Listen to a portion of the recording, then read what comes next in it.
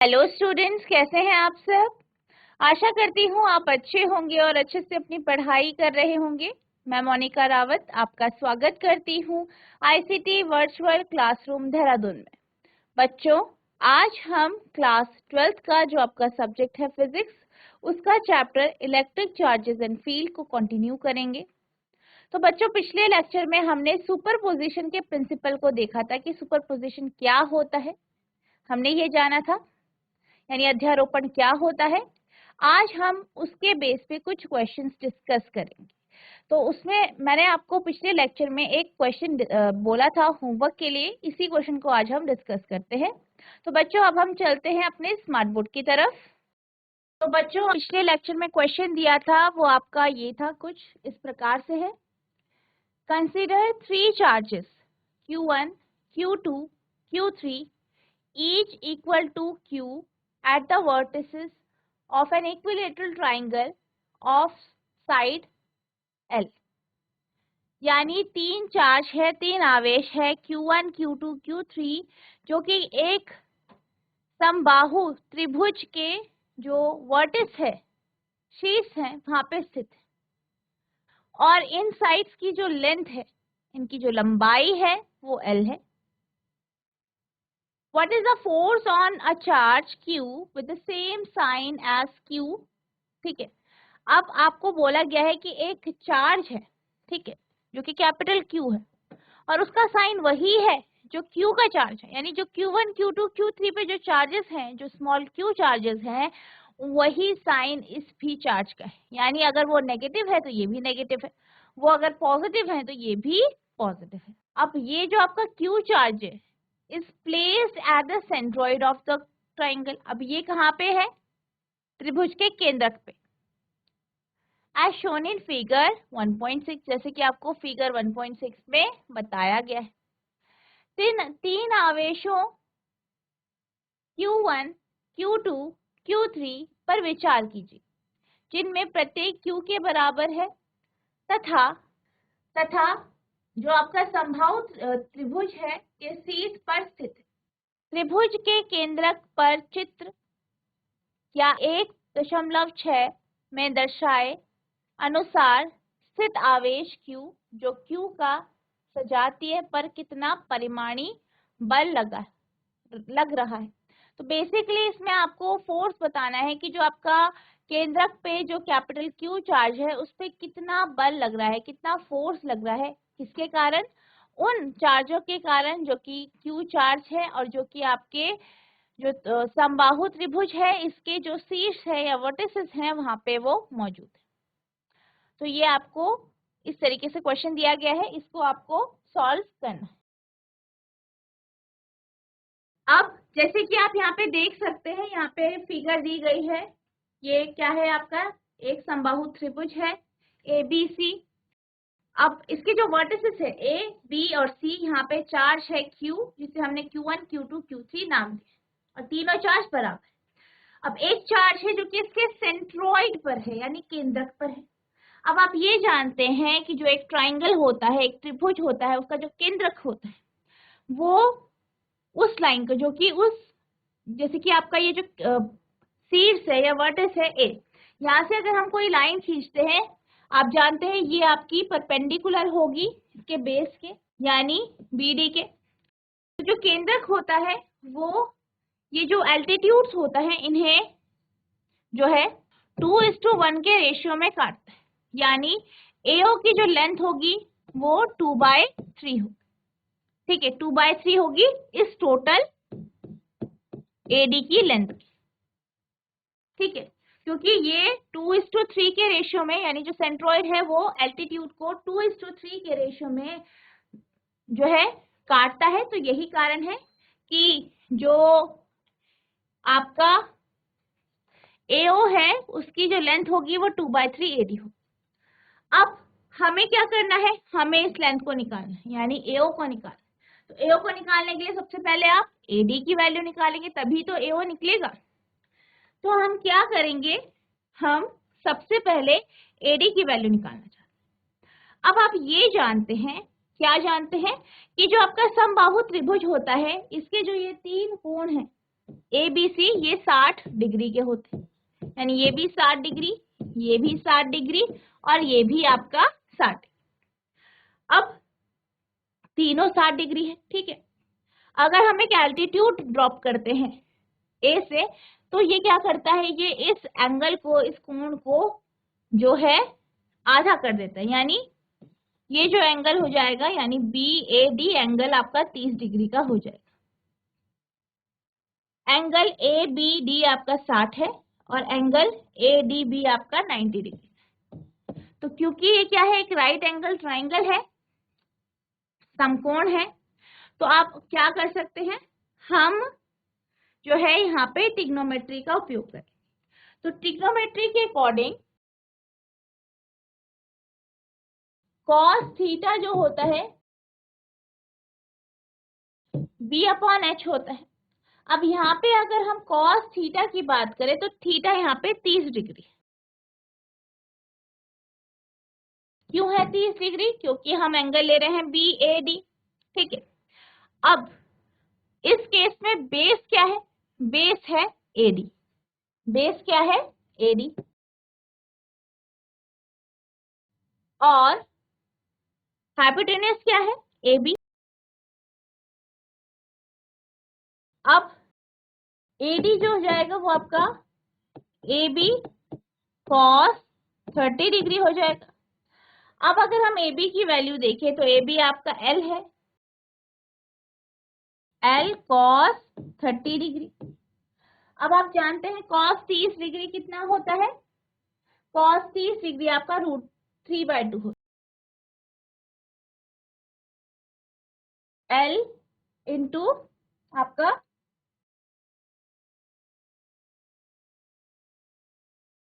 ये आ जाएगा √3/2, यानी AD की वैल्यू आ गई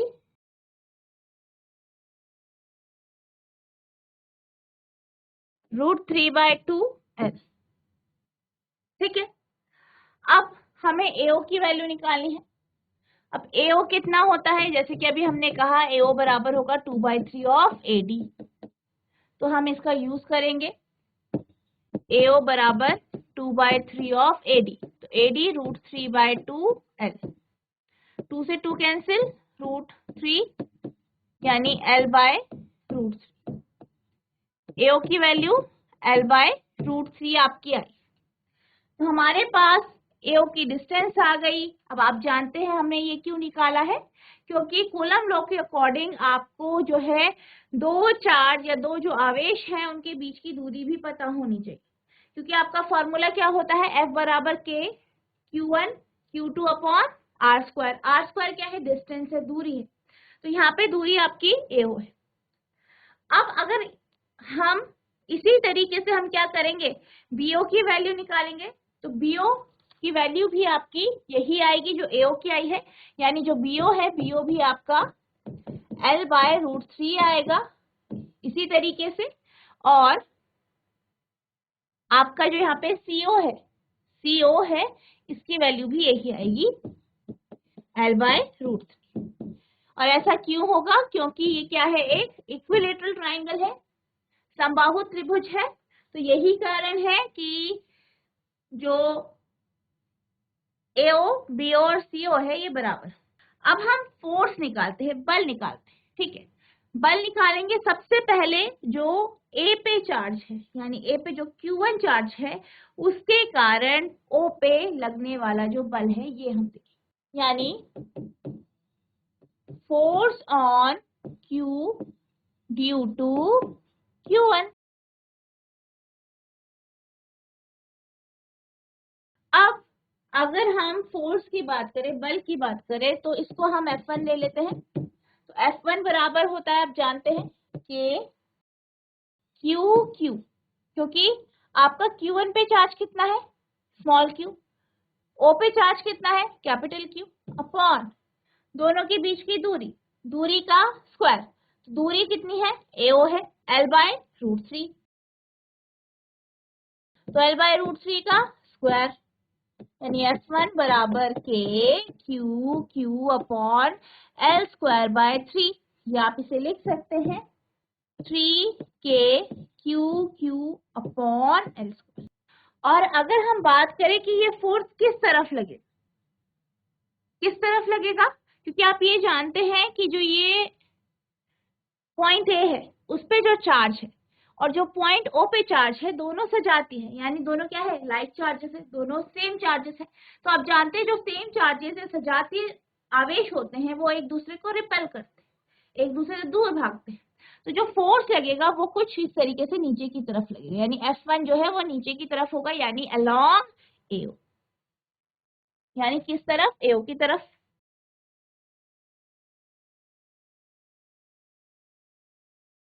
या AO की दिशा में या OA की दिशा में।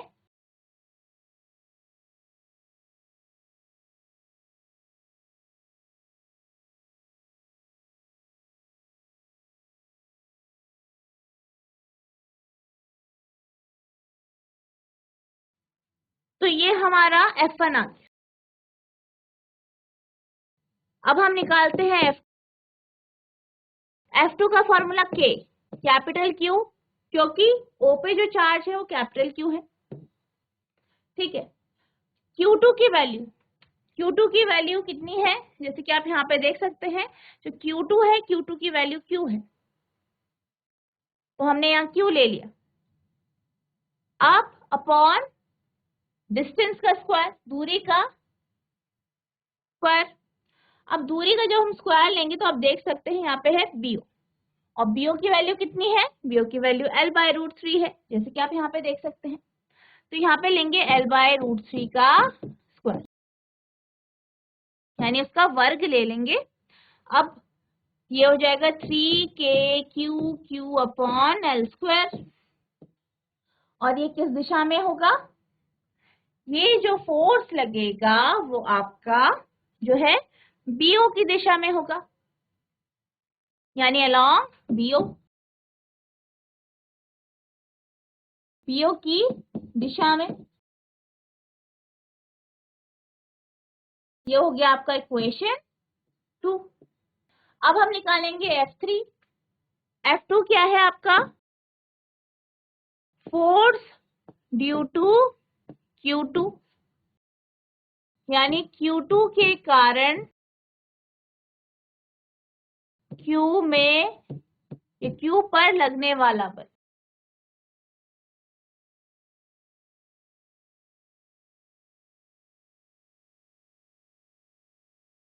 अब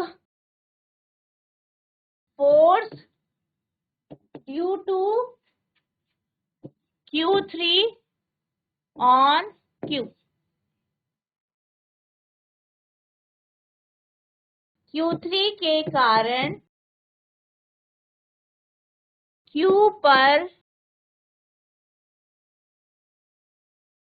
लगने वाला बल। तो इसको हम F3 से रिप्रेजेंट करेंगे। F3 होगा आपका K capital Q small q, क्योंकि आप जानते हैं Q3 की वैल्यू कितनी है, Q है, और O पॉइंट पे कौन सा आवेश है, कैपिटल Q, अपॉन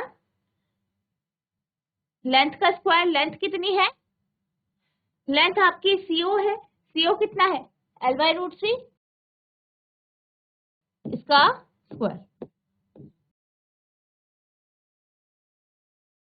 F3 बराबर KQQ अपॉन L²/3, या 3KQQ अपॉन L², और ये कहाँ पे होगा, अलोंग, तो ये होगा आपका CO के अलोंग, यहाँ पे होगा, यानी CO की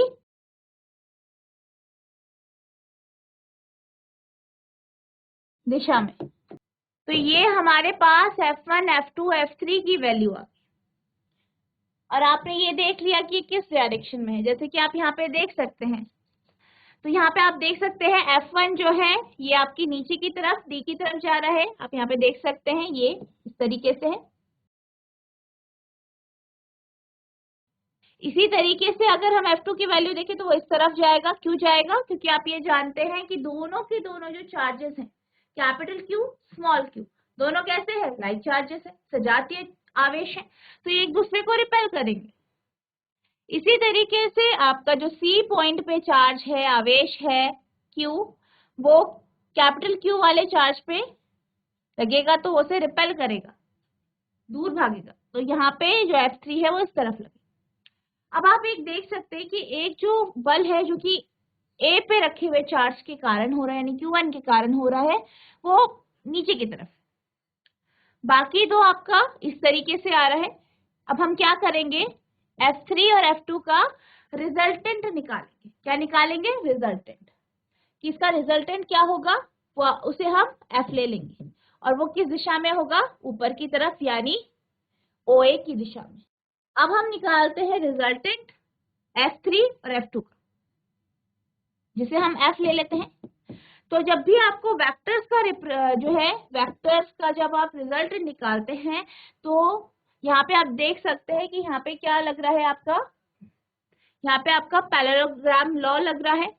तो इसी पैरेललोग्राम लॉ के अकॉर्डिंग जो F होगा, यानी जो रिजल्टेंट होगा, वो बराबर होगा F2 का स्क्वायर प्लस F1 का square plus twice of F1 F2 का मल्टीप्लाई और कॉस आपका थीटा। अब आप यहाँ पे देख सकते हैं, यहाँ पे हम क्या ले रहे हैं, यहाँ पे हम मैग्नीट्यूड ले रहे हैं, ठीक है, जो है हम इसमें परिमाण ले रहे हैं। तो ये F1 F2 जो है आप यहाँ पे देख सकते हैं, सॉरी F2 और F3 का लेंगे, क्योंकि हम इसका रिजल्टेंट निकालेंगे। तो यहाँ पे जो F2 और F3 है, F3 कितना है, 3k/Q/L², इसकी जो मैग्नीट्यूड है ये है। और इसी तरीके से F2 की जो वैल्यू है वो आपकी यहाँ पे 3k/Q/L² है, और F3 ये है आपका 3k/Q/L²। तो आप देख सकते हैं दोनों बराबर है। F2 किसके बराबर है, F3 के बराबर है, आप यहाँ पे देख सकते हैं। तो हम यहाँ पे F2 और F3 को एक ही वैल्यू से रिप्लेस कर लेते हैं, हम दोनों को F2 ले लेते हैं, ठीक है। अब हम इसे F2 ले लेते हैं। तो यहाँ पे आपका जो, तो यहाँ पे ये जो होगा आपका, ये हो जाएगा अंडर द रूट F2 का स्क्वायर प्लस F2 का square plus twice of F2 into F2 cos. अब थीटा की वैल्यू, थीटा यानी F2 F3 के बीच का एंगल। तो F2 F3 के बीच का एंगल हम कुछ इस तरीके से निकालेंगे। आप यहाँ पे देख सकते हैं B, ये आपके पास ट्राइंगल है BOC, ये आपका ट्राइंगल है। अब इस ट्राइंगल में, इस त्रिभुज में आप ये जानते हैं कि ये क्या है, ये जो आपका OA है या BO है या CO है, और ये जो आपका जो AO है, ये क्या है आपस में, ये क्या है, ये कट कर रहे हैं एक पॉइंट में, और ये क्या है, एल्टीट्यूड है, ठीक है। और ये क्या कर रहे हैं, ये एंगल को बाइसेक्ट करते हैं, यानी जो कोण है उसे बराबर भागों में काट देते हैं। तो जो आपका एंगल OBD है, ये आपका 30 डिग्री हो जाएगा, 30 डिग्री हो जाएगा, क्योंकि एंगल B जो है यानी ABC जो है वो आपका 60 है, तो ये आधा हो जाएगा। इसी तरीके से जो आपका एंगल है BCO, तो ये भी आधा हो जाएगा, ये भी आपका 30 डिग्री का एंगल है, ठीक है। अब आप जानते हैं कि जो आपका त्रिभुज होता है उसके जो कोण होते हैं वो 3 होते हैं, और उनका जो सम होता है, कोण का जो योग होता है वो 180 डिग्री का होता है। तो यहाँ पे आपका ये 30 है, ये भी 30 है, यानी 60 डिग्री। तो अगर हम इसे 180 से 60 डिग्री को माइनस करें तो आपके पास 120 डिग्री आ जाता है। तो ये जो एंगल है ये आपका 120 डिग्री का है। अब आप देख सकते हैं कि जो आपका F3 और F2 है वो जो एंगल बना रहा है आपस में, वो भी 120 डिग्री का होगा, क्योंकि ये क्या है, वर्टिकली ऑपोजिट एंगल है, ठीक है। क्योंकि इनका जो वर्टेक्स है, शीर्ष है, सेम है, और ये एक दूसरे के विपरीत दिशा में है। तो आप जानते हैं, आपने मैथ्स में पढ़ा है कि ये क्या होते हैं, एंगल बराबर होते हैं। तो ये आपका 120 डिग्री का एंगल होगा। तो यानी F1 F2 के बीच का जो एंगल है, जो कोण है, वो आपका 120 डिग्री का है। तो यहाँ पे थीटा की वैल्यू 120 डिग्री है, यानी आपके पास ये कुछ इस तरीके से आएगा। F बराबर under the root F1 plus F2 F2 plus F2 plus twice of F2 into F2 और कॉस 120 डिग्री 120 डिग्री। अब ये हो जाएगा आपका F2 plus F2 2F2 plus 2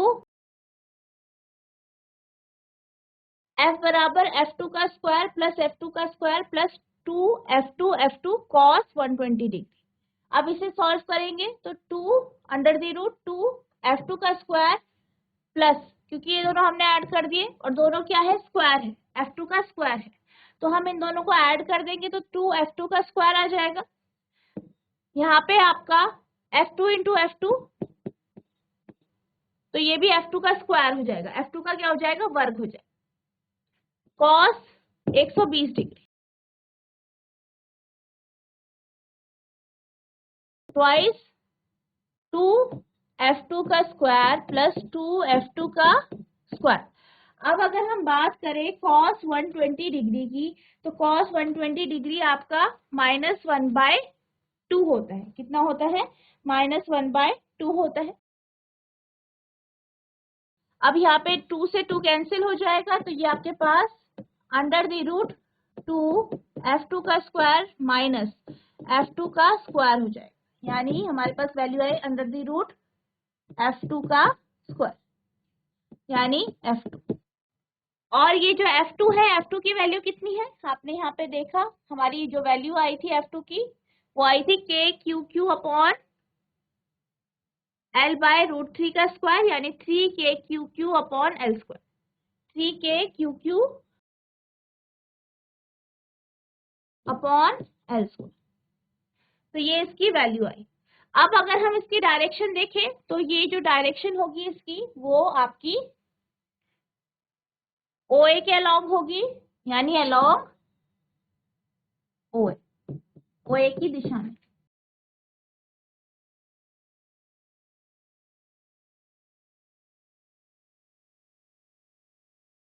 अब आप ये देख सकते हैं कि जो F की वैल्यू आई है, ठीक है, वो आपकी OA की तरफ आई है, F की वैल्यू इस तरफ OA की तरफ आई है, और जो हमने F1 निकाला वो नीचे की तरफ आई है। तो यानी ये क्या कर रहे हैं, एक दूसरे को कैंसिल कर रहा है, एक दूसरे को कैंसिल कर रहा है, यानी जो आपका F2 और F3 जो है इनका जो रिजल्टेंट आया वो ऊपर की तरफ OA की तरफ आया, और जो F1 है वो नीचे की तरफ यानी OD की तरफ आया। तो ये क्या कर रहे हैं, आपस में कैंसिल कर रहे हैं। अब हम बात करते हैं कि इस O पॉइंट पे जो चार्ज है कैपिटल Q, उस पे कितना फोर्स लग रहा है, उस पे कितना बल लग रहा है। तो हमारा जो फाइनल जो आंसर होगा, यानी जो हमने निकालना है फोर्स और Q निकालना है, Q पर लगने वाला बल, ये होगा आपका F1 माइनस F। क्यों हुआ माइनस? क्योंकि दोनों कौन सी दिशा में है, विपरीत दिशा में है, मैग्नीट्यूड सेम है, ठीक है, विपरीत दिशा में, इस कारण ये क्या हो जाएगा, माइनस हो जाएगा, माइनस हो जाएगा। यानी अगर हम F1 की बात करें, F1 की वैल्यू है 3KQQ अपॉन L स्क्वायर, और ये किस तरफ है आपका, AO की तरफ, ठीक है, अलॉन्ग AO। और जो दूसरा है F वो आपका 3KQQ अपॉन L स्क्वायर है, और ये किस तरफ है, OA की तरफ। तो दोनों दिशा विपरीत हो गई, इस कारण ये क्या हो गया, माइनस हो गया। तो नेट फोर्स कितना आ गया, 0 आ गया है, यानी 0। तो यानी 0 न्यूटन का फोर्स आपके जो Q चार्ज है उस पे लग रहा है। तो इस तरीके से आप इस क्वेश्चन को सॉल्व करेंगे, इस तरीके से यह क्वेश्चन सॉल्व। आई होप आपको ये क्वेश्चन समझ में आ गया होगा। अब हम चलते हैं अगले प्रश्न की तरफ। अब हमारा अगला प्रश्न है एग्जाम्पल 1.6, यानी ये आपका एग्जाम्पल 1.6 है। Consider the charges Q, Q and minus Q placed at the vertices of an equilateral triangle as shown in figure 1.7. What is the force on each charge? यानी आपके पास 3 चार्ज, 3 आवेश हैं, Q, Q और minus Q। और ये कहाँ पे है? जो आपका समबाहु त्रिभुज है, इक्विलेटरल ट्रायंगल है, उसके वर्टिसेस पे, यानी उसके जो शीर्ष है वहां पे कौन कौन है? Q, Q minus. जैसे कि आप फिगर में देख सकते हैं कि जो आपका A पॉइंट है यहाँ पे Q1 चार्ज है जो कि Q है, B पे Q3 चार्ज है जो कि Q है, और C पे जो आपका Q3 चार्ज है वो माइनस Q है। यानी A पे Q1, B पे Q2, C पे Q3। What is the force on each charge? हर एक चार्ज पे, हर एक आवेश पे कितना बल लग रहा है? चित्र 1.7 में दर्शाए अनुसार किसी समबाहु त्रिभुज के शीर्षों पर स्थित आवेशों Q, Q तथा माइनस Q पर विचार कीजिए। प्रत्येक आवेश पर कितना बल लग रहा है? तो आप ये जानते हैं कि ये क्या है? इक्विलेटरल ट्रायंगल है, यानी इसकी तो सारी की सारी जो साइड है, सारी की सारी जो साइड्स हैं वो बराबर होंगी, L है। और आप जानते हैं इसके जो वर्टेक्स पे जो कोण बन रहा है, यानी एंगल बन रहा है, वो भी आपका 60 डिग्री यानी 60 डिग्री का होगा। यानी एंगल जो है A, B, C, तीनों एंगल जो है आपके 60-60 डिग्री के हों। अब आपको इसको क्वेश्चन को क्या करना है? सॉल्व करना है। आपको हर एक चार्ज पे बल निकालना है।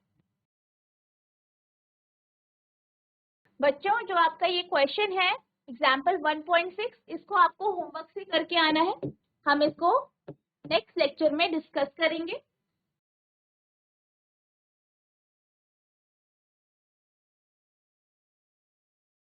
तो बच्चों आज हमने जो है आपका एक एग्जाम्पल डिस्कस किया जो कि सुपरपोजिशन के कॉन्सेप्ट के ऊपर बेस्ड था। आई होप आपको ये क्वेश्चन समझ में आया होगा।